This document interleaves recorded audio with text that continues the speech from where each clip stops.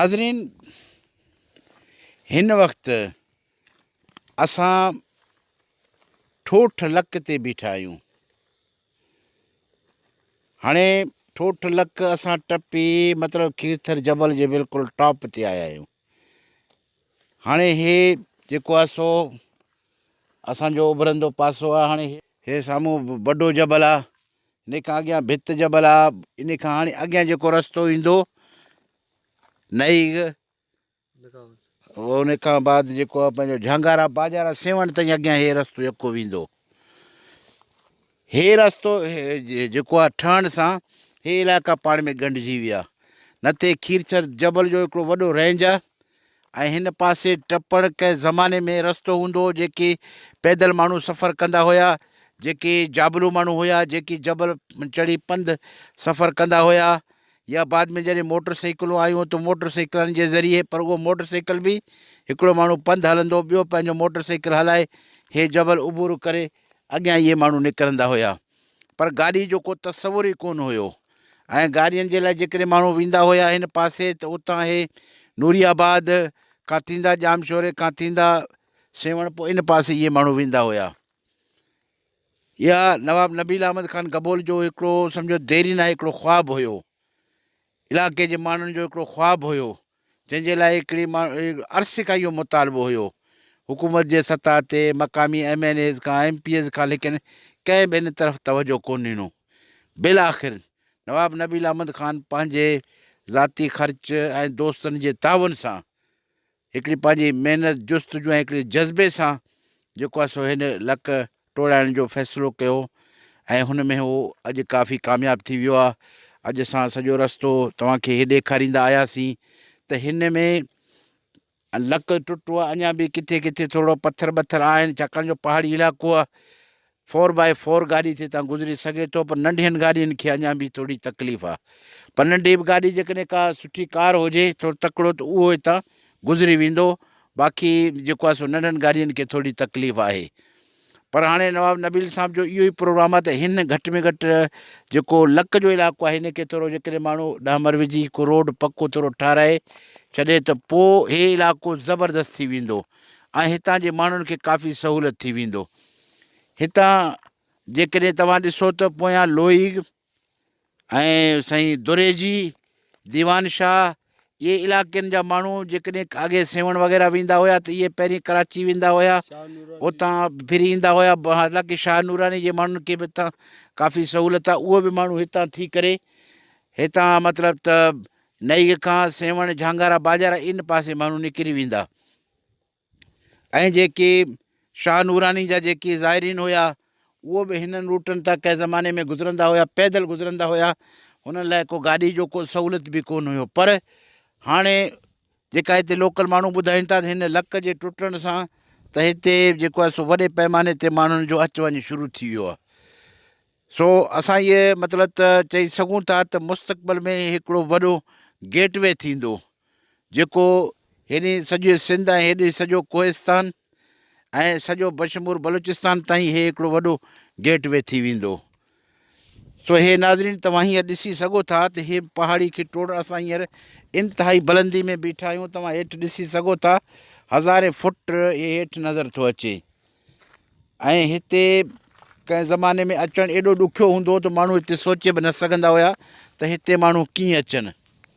पर इहा नवाब नबील अहमद ख़ान गबोल जी हिकिड़ी ज़ाती दिलचस्पी, उनजी जुस्तजू महिनत जे करे हे रस्तो जेको आहे सो हिननि टोड़ाए रस्तो अॼु क्लियर करे छॾियो आहे। सो दोस्तो इहे हाल आहिनि। असां इन सिलसिले में तव्हांखे वधीक बि इनशाला मज़ीद ब्रीफ कंदा वेंदासीं। नाज़रीन, हे जेको लक टोड़ाइण में जॾहिं नवाब नबील साहिबु फ़ैसिलो कयो त इहो असांजो मोहम्मद इलियास गबोल आहे, हिन जे निगरानी में सॼो हे कमु थी वियो। त साईं खां पुछूं था त हिते साईं खे कहिड़ा कहिड़ा तकलीफ़ पेश आया ऐं इहो सॼो कमु कीअं थियो, थोरो साईं खां वठूं था। साईं इलियास गबोल, साईं इलियास तव्हां हे लक टोड़ायो आहे, माशाल्लाह हिकिड़ो वॾो महिनत आहे तव्हांजो बि इन में। हे कीअं तव्हां हे टोड़ायो, हे त वॾो कमु आहे, असां त ॾिसी असांखे हिते ख़ौफ़ थो थिए। तव्हां कीअं हे सॼो कमु करायो आहे? महिरबानी। मां गबोल मीडिया जो शुक्रगुज़ार आहियां जो असांजे ठोठलक जो कमु कयो आहे उनखे कवर करण लाइ पहुता। हीअ नवाब नबील अहमद ख़ान जो देरीना ख्वाब हुयो त हिनखे टोड़े वञे। मशवरा कंदा हुआसीं, कुझु बजट जा मसला ईंदा, गवर्नमेंट खां कोशिशि कयूं त गवर्नमेंट मां कमु थिए, पर गवर्नमेंट मां न थियो। पोइ नवाब साहिबु मूंखे चयो त भाई हीउ कमु तोखे करिणो आहे। पोइ असां क्रेन आंदो, पहिरियां पठाण आंदो हिकिड़ो दोस्त हुयो, उनखे मां खणी वठी आयुसि हिते। पोइ थुल्हो हुयो, आहिस्ते आहिस्ते करे हिनखे हाणे ॾेखारियो बाबा हिते हीउ कमु करिणो आहे। पोइ चई ठीकु आहे। पोइ असां मिशन आंदो, पोइ आहिस्ते आहिस्ते जॾहिं हिते पहुतासीं टॉप ते त हाणे मुश्किल आहे हेठि लहणु। पोइ पहिरियां असां कैमरो तव्हांखे ॾेखारे, पहिरियां असां हुतां ई कमु स्टार्ट कयो। पहिरियों असांजो मनसूबो इहो हो, पोइ उहो असांजो कामयाबु न थियो। पोइ हिकिड़ो हम दोस्त हुयो, उनखे वठी वियुसि, बाबा रस्तो मुश्किल आहे, तूं अची असांखे नक्शो ॾेखार। पोइ हुन दोस्त मीर हसन गबोल हुयो, हुन अची हीउ असांखे रस्तो ॾेखारियो त हितां तव्हां कटियोसि त तव्हांजो रस्तो ठही वेंदो। पोइ जॾहिं असां हिते कोशिशि कयो आहे, पोइ पठाण मुतमइन थियो, छो ख़तरनाक बि हुयो, थी सघे थो मिशन खे बि नुक़सानु अचे, पर असां हुनखे हिमत ॾियारी आहे, हिमत कयो। पोइ असां थोरी हेठि लथासीं आहिस्ते आहिस्ते। पोइ गबोल बिरादरी बि असां सां तावन कयो नवाब नबील अहमद जे थ्रू, ऐं इन में सताणी बिरादरी बि असां तावन कयो, ऐं मरी बिरादरी बि तावन कयो। ऐं असां तक़रीबन 2 महीना राति ॾींहुं असां हिन में कमु कयो। कुझु मुश्किलात असांखे डीज़ल में आणण में बि हुयो, डीज़ल बि मुश्किल तरीक़े सां ईंदो, पाणी जो बि मुश्किलात हुआ, सीउ बि आया। खीरथर जेको आहे तमामु थधो इलाइक़ो आहे, हूअं गर्मी में बिल्कुलु थधो आहे, पर जॾहिं सर्दी आयो त तमामु मुश्किल हुयो। पर असांखे मुश्किल में बि हीउ कमु करे नवाब साहिबु असांखे बजट ॾिनो, असां महिनत कई, ऐं उन रंग लाथो। पूरे क़ौम जो बि इज़त थियो ऐं माण्हुनि जो सहूलियत बि थियो। हींअर असांखां जेको आहे दुरेजी, शाह नूरानी, बहलूर, लोप, लोही, उमेदाबाद, सारूना, यानी सारूना आहे खुज़दार डिस्ट्रिक्ट में, उतां जा माण्हू हितां अचनि था। भाननि में उन्हनि जी माइटी आहे, नवाबशाह में माइटी आहे, त हाणे नवाबशाह ऐं जेको आहे दादू, जेको टंडो रहीम ख़ान, उहे सभई माण्हू हितां अचनि था। ऐं ख़ासि तौर पर जेको आहे नूरानी वेंदड़ पांधीअड़ा जेके आहिनि, उन्हनि लाइ ख़ासि तौर पर सहूलियत आहे। तक़रीबन कॾहिं मां ईंदो आहियां, ॾिसंदो आहियां त 20-20, 40-40 मोटरसाइकिल हितां वेंदा आहिनि नूरानी ते, ऐं हिते नवाब साहिब खे दुआऊं कंदा वेंदा आहिनि त हे जेको जंहिं बि कमु करायो आहे उहो नेक मर्द आहे ऐं इंसानियत ख़िदमत कंदड़ माण्हू आहे। अच्छा, हिते तव्हांखे कहिड़ा मुश्किलात पेश आया? असांखे मुश्किलात सिर्फ़ु इहे आया, जॾहिं को मिशन जो को पुर्ज़ो ख़राबु थींदो हो त असांखे रातो राति हितां मोटरसाइकिल ते वञिणो पवंदो कराची, ऐं उतां खां जेको ट्रांसपोर्ट जो वॾो मसइलो हुयो, उतां खां गाॾी कराए वरी हिते अची पहुचणु ॾाढो असांखे मुश्किल हुयो, ऐं डीज़ल खे हिते पहुचाइणु असां लाइ ॾाढो मुश्किल हुयो। ऐं पाणी जो बिल्कुलु हिते सहूलियत कोन हुयो। पोइ पाणी बि हेठां भरींदा हुआसीं मोटरसाइकिलनि ते, आख़िर में मोटरसाइकिलूं जवाबु ॾेई, पोइ आख़िर में उठनि ते पाणी भरींदा हुआसीं। भला हिते वाइल्ड लाइफ डिपार्टमेंट जो छा हिते रोल आहे? हिते आहे वाइल्ड लाइफ या हितां पोइ हिते आहे वाइल्ड लाइफ, या उन्हनि त कोई एतिराज़ु कोन कयो? न, वाइल्ड लाइफ वारनि एतिराज़ु न कयो। वाइल्ड लाइफ जो नेशनल पार्क हितां खां 3-4 किलोमीटर परे ॾखिण तरफ़ आहे, ऐं नेशनल पार्क बिल्कुलु पूरे कोहिस्तान में आहे।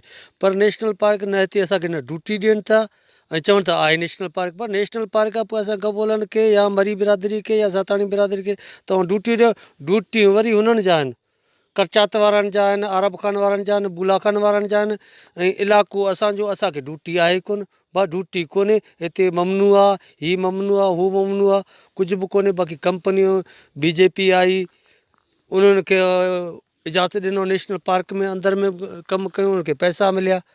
ऐं असां ग़रीबनि लाइ इहो आहे त भई नेशनल पार्क आहे, हीउ रोड न कढो, हिते माल न चाढ़ियो, इहे मसइला असां सां आहिनि नेशनल। बहरहाल इन में हे जेको आहे पंहिंजो खीरथर नेशनल पार्क आहे, हिन पॉइंट ते जिते असीं बीठा आहियूं, जिते रोड ठहियो आहे, इहा त मुंहिंजे ख़्याल में खीरथर नेशनल पार्क जो हिसो शायदि कोन थो लॻे मूंखे, छाकाणि जो खीरथर नेशनल पार्क त पोइ आहे। खीरथर नेशनल पार्क कैमरो ॾेखारे सघे त पोयां आहे, जेको पोयां जेको जबल जो चोटी लभे थो न, खीरथर असल में नेशनल पार्क उहो आहे। पाकिस्तान में कानून इहो आहे त जिते पार्क हुजे उनखे जाली लॻायो वञे, हिन खे ॼाणी वाणी जेको आहे जाली न लॻायो थो वञे थो। हाणे सर्वे नंबर असां काठ वाइल्ड लाइफ वारा चवनि भाई काठोरी नेशनल पार्क बसि सर्वे नंबर असांजा आहिनि, ज़मीनूं असांजा आहिनि, जबल असांजा आहिनि। नेशनल पार्क किथां? नेशनल पार्क खे जाली लॻायो वेंदो आहे। हाणे जेको कराची वेंदो आहे जेको आहे मैदान रोड ते, उते बि नेशनल पार्क आहे, उनखे बिल्कुलु जाली लॻल आहे। कानून आहे नेशनल पार्क जिते बि आहिनि पाकिस्तान में उनखे जाली लॻायो थो वञे। हाणे जो जाली बि मंज़ूरु थियो, खाई विया। जनरल ज़िया साहब आयो नेशनल पार्क में लथो, चई जाली लॻायोसि, पैसा बि आया, उनजो बाउंड्री वॉल जो पैसा आया, खाई विया, कुझु बि कोन्ह थियो। सॼो नेशनल पार्क आहे, सॼो नेशनल पार्क आहे। ग़रीबनि खे दॿाइण लाइ वाइल्ड लाइफ चए थो नेशनल पार्क आहे। बाक़ी कंहिंखे न ड्यूटी ॾिनो थो वञे, न रोज़गारु ॾिनो थो वञे। ग़रीबनि खे हीसाइण ऐं दॿाइण लाइ नेशनल पार्क खे आंदो वियो आहे। बहरहाल नाज़रीन, हिते जीअं इलियास ते ॻाल्हि कई आहे, मसइलो इहो आहे त नेशनल पार्क जे नाले ते इहे सॼो इलाइक़ो मतिलबु इहे कीथर जो टोटल रेंज चवंदा कीथर नेशनल पार्क आहे। पर जेका सरकारी रिकॉर्ड आहे, सरकारी रिकॉर्ड मुताबिक़ जेको नेशनल पार्क आहे, जीअं असां तव्हांखे ॾेखारियो आहे, इहो हितां तक़रीबन मुंहिंजे ख़्याल में 7-8 किलोमीटर जा थी वेंदो तक़रीबन एतिरो पंधु आहे। कीथर नेशनल पार्क हितां शुरू थो थिए ऐं हुन इलाइक़े में जेके आहिनि जंगली जानवर आहिनि, हरण आहिनि, ॿियूं जेकी जंगली जीवत जानवर सभु उते मौजूदु आहिनि। पर हिन इलाइक़े में को जानवर बि कोन्हे, बिल्कुलु ख़ामोश आहे। ईअं कॾहिं कॾहिं को मतिलबु त टिड़ियल फिकिड़ियल को जानवर अचेव ॿी ॻाल्हि आहे, न त हिन इलाइक़े में को जानवर बि कोन्हे। इहा हिकिड़ी वाइल्ड लाइफ वारनि जी हरूभरू हिकिड़ी बदमाशी आहे त भई इहे सॼो इलाइक़ो वाइल्ड लाइफ आहे। मिड़ी हिकिड़ी पंहिंजी मौज मस्ती करण लाइ को हुन जा जेकी चौकीदार आहिनि उहे अचनि था कंहिं माण्हू खे, बाबा तव्हां हिते छा था कयो, हा बाबा ख़र्चो ॾियो, मिड़ी ख़र्चे ॿ वठण लाइ हिकिड़ो हुननि जो हिकिड़ो तरीक़ो आहे। ॿियो हिते वाइल्ड लाइफ जो को सिस्टम ई कोन्हे। बहरहाल हे जेको सॼो हिसो आहे हिन खां ॿाहिरि आहे, ऐं जेको रोड आहे इहो बि वाइल्ड लाइफ जे हिन खां ॿाहिरि आहे। ऐं वाइल्ड लाइफ जे ॿाहिरि हुजण जे करे हिननि एतिराज़ बि कोन कयो, न त यकीननि हे रस्तो बि मुंहिंजे ख़्याल में इलाही तव्हांखे कोन छॾींदा। इहो तव्हां वाइल्ड लाइफ में हुजे हा त असांखे रस्तो कढणु कोन छॾींदा। पर हाणे जेको नेशनल पार्क जे विच में जेको चांडराम इलाइक़ो आहे, उहो नेशनल पार्क जे सेंटर में, उते बि रस्तो आहे, उते बि कंहिंखे रोकीनि कोन था, रस्तनि खे रोकीनि कोन था नेशनल पार्क वारा। थी सघे थो उन जे करे न रोकियऊं, ऐं नेशनल पार्क में आहे बि न, ऐं हिते जानवर बि कोन्हे, ऐं कंहिंजो ड्यूटी बि हिते कोन्हे।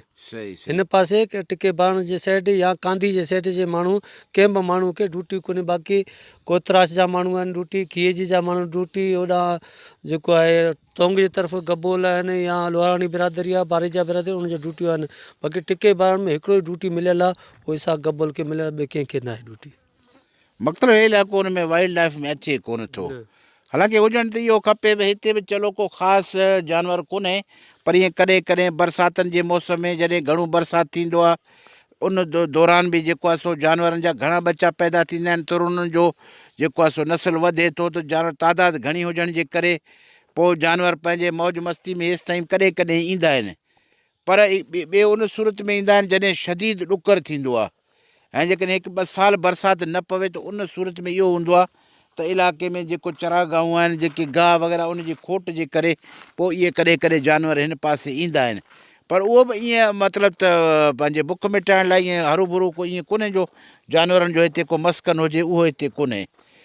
त नाज़रीन, इहो असांजो सफ़र जारी आहे, अॻिते हलूं था, तव्हांखे सॼो इहो अञा बि ॾेखारियूं था। हिते मोटरसाइकिल वारो हमरा अचे थो, अचो त हिन खां हाल वाल कयूं थिए, केॾांहुं था वञनि, छा आहे, थोरो हिननि खां हाल वाल वठूं। दादा अस्सलाम वालेकुम। आवाज़ छा नालो अथई? मोहम्मद रहीम साईं, गबोल टिको बारण मां वञा थो निगावल नई गयो, पोइ हुतां खां वेंदासीं काज़ी अहमद। अच्छा, हिते नवाब साहब जा वॾा अहसान आहिनि, हिते वॾा तकलीफ़। हिते माना असां ईंदा हुआसीं त तक़रीबन ठोठ लख मां त हाणे 8-10 साल थिया आहिनि, त आऊं सम्झां थो त आऊं त आयुसि ई कोन थिए जो एतिरो ॾुखियो हो जो असां पाण में उहा हाणे गुंजाइश ई कोन थिए सम्झी तकलीफ़ जी। हा, पर पोइ नवाब साहब खे यकी चवंदा आयासीं, पोइ हुननि महिरबानियूं कयनि, रस्तो ठारायईं, हाणे अचूं वञूं था। अॼु मूं पंहिंजो ट्रैक्टर मोकिलियो आहे काज़ी अहमद, हुन में थोरो कमु हो ऐं कारोबार जे हिसाब सां बि असांखे वॾो फ़ाइदो थियो आहे। ऐं हूअं त तव्हां पाण ॾिसो था त हमरा मूंसां गॾु आहे, जेल सुवारी में हलिया वेंदासीं, को तकलीफ़ कोन्हे। जीप बि अचनि वञनि था, गाॾियूं नंढियूं वॾियूं। ऐं नबील साहब जा वॾा अहसान आहिनि हिन इलाइक़े ते, हिकिड़े मूं ते कोन्हे। हा, पर हिन में ॿियो कहिड़ो फ़ाइदो थियो तव्हांखे या ॿियनि माण्हुनि खे हिते?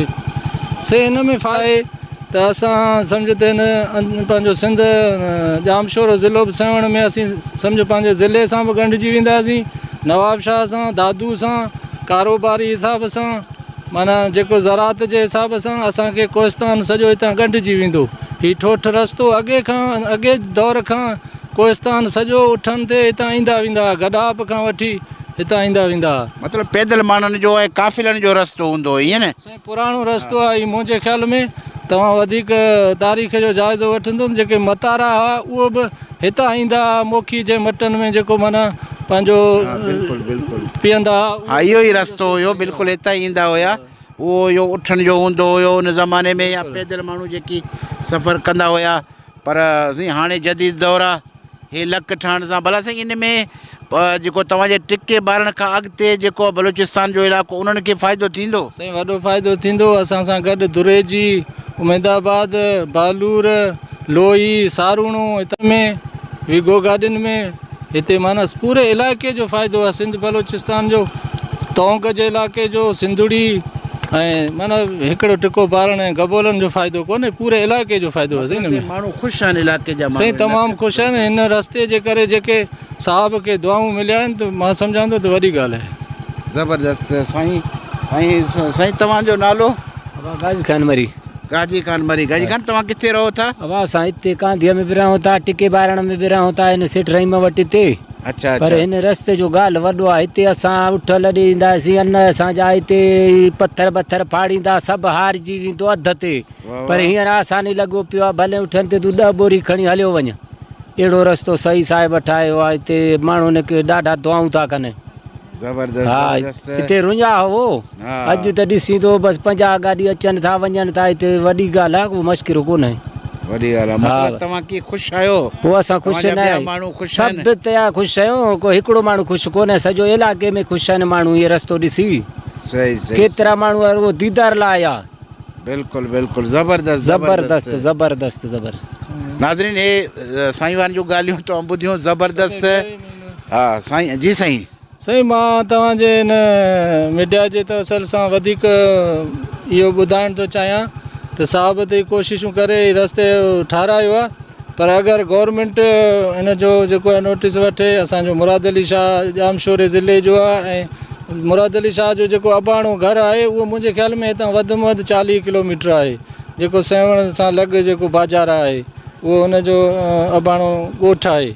अगरि उहो कोशिशि करे ऐं उन जा त हिन इलाइक़े में वास्ता बि आहिनि ऐं साईं अब्दुल्ला शाह जा गबोल क़ौम सां वॾा वास्ता हुआ। उहो जे अगरि सोचे अगरि करे त हीउ रस्तो ठहे त हिन इलाइक़े जो, असांजे ज़िले जो, हिन पूरे कोहिस्तान जो फ़ाइदो थींदो। असां अपील था कयूं साईं मुराद अली शाह खे, अगरि हिन रस्ते लाइ 4-5 करोड़ गवर्नमेंट लाइ वॾी ॻाल्हि कोन्हे। अगरि हिन रस्ते लाइ 4-5 करोड़ बजट में रखे त बि तव्हांजो मक़सदु आहे कि पको कयो वञे? पको थींदो। ही बरसाति में ख़राबु थींदो। साहब त वॾी कोशिशि कई, पर बरसाति कोहिस्तानी पाणी आहे, जबल में ज़ोर सां किरंदो, ही वरी ख़राबु थींदो। अगरि हीउ रस्तो पको थिए, गवर्नमेंट हिन खे ठाराए त हिन में मां सम्झां थो त वॾो इलाइक़े जो फ़ाइदो आहे। इहो असांजो अपील आहे साईं खे। वधीक हाणे वस वारा इंशाल्लाह साईं तव्हांजो इहा अपील ॿुधनि था। सिंध जो CM बि ॿुधे थो, ॿिया जेके वस वारा इदारा उहे सभु ॿुधनि था। अला कंदो इहो तव्हांजो मसइलो हल थी वेंदो साईं। ठीकु साईं। दोस्तो असांजो सफ़र जारी आहे, तव्हांखे अॻिते वठी था हलूं।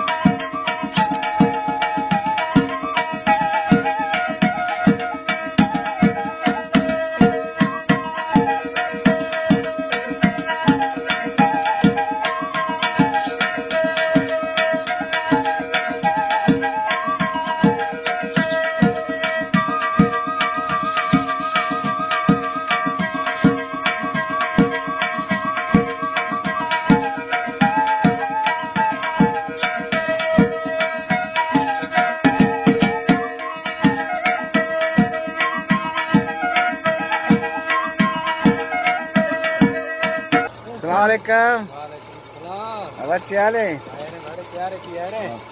तो छेमड़ी है बाबा कौन इश्ते है इस्तगा बाराना हाँ बुझाई नहीं बाबा खुश हुए इंगो इस्तगा को कान दिया नहीं का फरक हमें कार बारा चक्कर दा हमने ये लक रास्ता छो समझे शुक्र सही है अल्हम्दुलिल्लाह हाँ खुशी दी दा जबरदस्त जबरदस्त हाँ ये खया ट्राई दा थी है नहीं या शायद नबील साहब ठाए था अच्छा अच्छा छंगे भले इसी सागा इशारे का कोई फायदा है बीदा बिल्कुल जबरदस्त रास्ता ट्राई दा चोन बिल्कुल सही भी दोस्त अच्छा वाला शाही बना दे छंगा बना दे पंधा मना कर कोई गाड़ियां रास्ता ही नहीं जगह छे गाड़ी मना को सूरा आजारा अच्छा नी छंगे मसाला खुशी दी दा अल्हम्दुलिल्लाह साथ जबरदस्त शुक्र नी माला तो कुछ बना गएंगो मोच कांधिया मना आंधिया बना है मतलब नी ये अच्छा रोग आ गए कोई तकलीफ नहीं कोई तकलीफ नहीं सहूलत हुई है माशाअल्लाह जबरदस्त अच्छा तो कांधिया चे माला या बाल कलाक तानी बारा ना रोए ये ना बस 2 से कलाक के माना वडो छे तो बारने ताई पर मोते रख में हमरा या कार्य कम सीधा पो भी हो नंद खमे अच्छा अच्छा हो मतलब कलाक के साथ या कांधिया जे बारन तक बारन तो बिल्कुल न तो वाला है सफर का बाद ते माना का शायद ये सफर जा से कलाक 4 माना जबरदस्त मतलब शायद आपका मर्दन कुल खुश हो अल्हम्दुलिल्लाह शुक्र है सही है शुक्र है को जबरदस्त भी के रास्ता ट्राई हर किसी का सुख भी हो मेहनत का अच्छा माशाल्लाह जबरदस्त जबरदस्त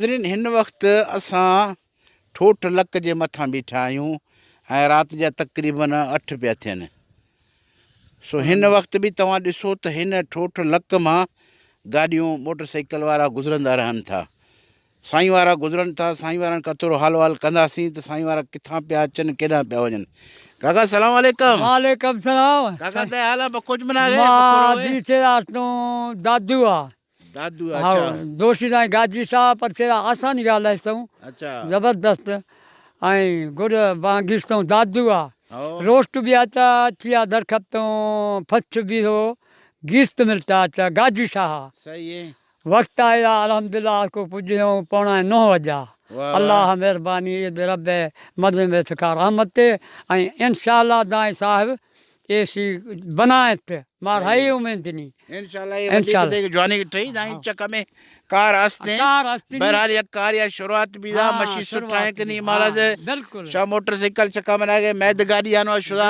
का थी गाड़ी फगेंद मादी दो गाड़ी रोगो बहरहाल एक मजे चाहिए भी दा बाकी अंगा दाई मरमत लो ठगे इलाही जबरदस्त पर मजे एक सहूलत भी दा सही है हाँ मार फच भी दो गिस्त मिलता दरखत गाजी शाह एदा पौना नो एदा ठोठा खरगा टाइम वाला पौने 9 भी पौने 9 ठीक बिल्कुल अल्लाह शाबा कोरे 12 ना 12 ना रहूं अच्छा आओ भले ए ठोठ लक ठहे था आओ त छो समझ गया मर्दन खुश हो मर्दन चिया जबरदस्त मर्दों खुश हो पर हाय कर खुश हो मां फगे लका मना सुन आओ मजा मर्दना मजे खुशी है भी सोच हकीकत है आओ यको सफा रोशा गाड़ी रोगो मनागो जबरदस्त मैं दर्शन जे अवे लक नवी से त मैं जे थोई माल चिनका ये ला ताई शायद हैंगो जाए तरस हां ये ला गो रोश को दरकार निशान खबर है रोड बेहतरीन है गुरमाया को बुंड बाल से निस्ते बुंड बाल से निस्ते ने यहां जाए तरस ने जबरदस्त बिल्कुल निशा रोगे माला बाराना दुआ कने इंशाल्लाह अच्छा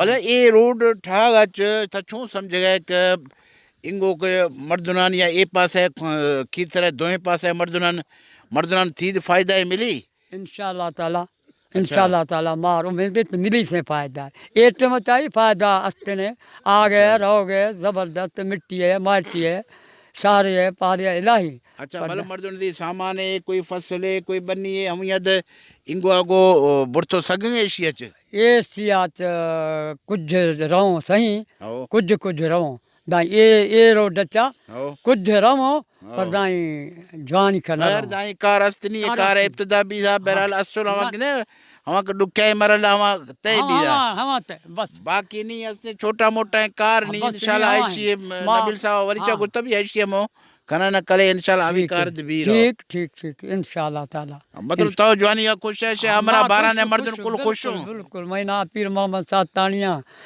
या 12 ना निस्ताम इस्तावे हमारा घर का फज मना रही मां इलाही जबरदस्त खुशी है खुश या तो चो समझेगा शायद जी, खुश है चीज है बिस्मिल्लाहिर्रहमानिर्रहीम तमाम बेहतरीन कारी भी नवाब साहब ओ वधीक सॼो ई क़ौम सरा बल्कि कुल्ला जे वधीक मेरे सातानी बिरादरी जेकी अस्ति हमाहान इशी बात सहूलत भी था सही ऐं इंशाअल्लाह ताला ए रस्ता गुन खां काफ़ी माशी जेकी हालात जेकी अस्तों काफ़ी सुधरो रहूं सही अंदरूनी सुंदगुन खां माशी हालात जीअं गंद में या कॾहिं हैरगे सामान सीधा जेकी अस्तों हवा को उंगो मार महांगाई का मिलो हवा उंगो सस्ताई का मिलो ऐं किराया घटि भी ऐं काफ़ी इंशाअल्लाह ताला फ़ायदा भी इंशाअल्लाह ताला काफ़ी मर्दुन हर तरफ़ा जेकी अस्तों ए खीरथर जेकी अस्तें ठोठ लखे दोएं तरफ़ा हर तरफ़ा मर्दों जेकी अस्तों हाय चाह गसों हाय शान हसरत अल्हम्दुलिल्लाह नवाब साहब और अल्लाह साईं हाय हिम्मत दास हाय हसरत फिलो भी था इंशाअल्लाह ताला